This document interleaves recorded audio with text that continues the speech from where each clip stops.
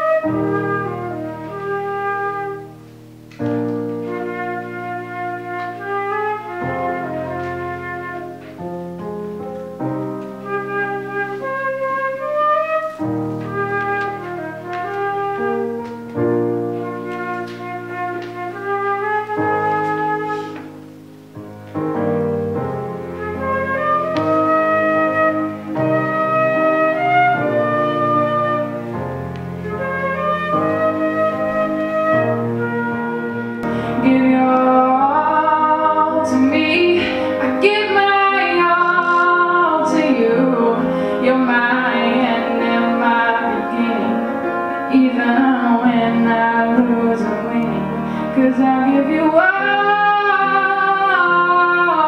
of me, and you give me all